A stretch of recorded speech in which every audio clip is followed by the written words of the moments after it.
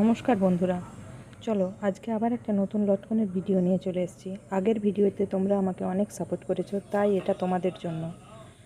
এটা step by step আমি তোমাদেরকে দেখাবো কিভাবে আমি বানালাম। খুব সহজ, তোমরাও বাড়িতে বানিয়ে নিতে পারবে।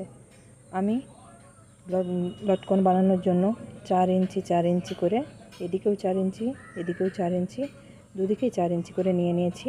তারপর এটাকে যে দিকটা আমাদের দেখা যাবে সেদিকটা ভেতরের থাকবে, 3 কোণা করে নেব। এই দিকের কোণটা এবং ওই দিকের কোণটা দেখো আমি কেমনভাবে মিডিলে নিয়ে এসেছি। যে দিকটা আমাদের বাইরের দিকে থাকবে সেদিকটা ভেতরে যেন চলে যায়।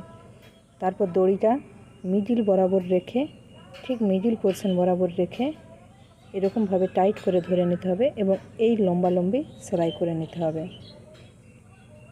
সেলাই করে নেবার পর দেখতেই পাবে তোমরা যে ভেতরের অংশটা বাইরের দিকে বেরিয়ে এসছে। কেন আমি বললাম যে যেদিকটা আমরা বাইরে রাখবো সেদিকটা ভেতরে প্রথমে ঢুকিয়ে নিতে হবে, যাতে ভেতরের দিকে থাকে।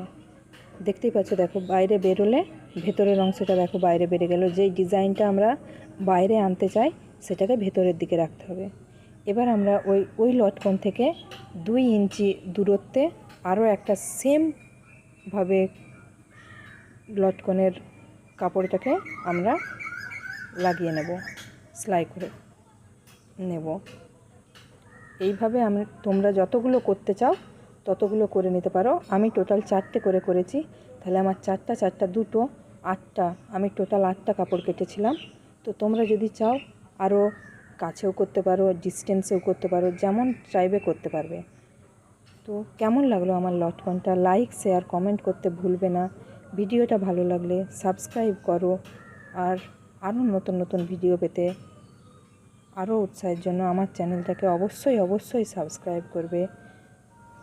দেখা হচ্ছে আবার পরের নতুন একটা ভিডিওতে।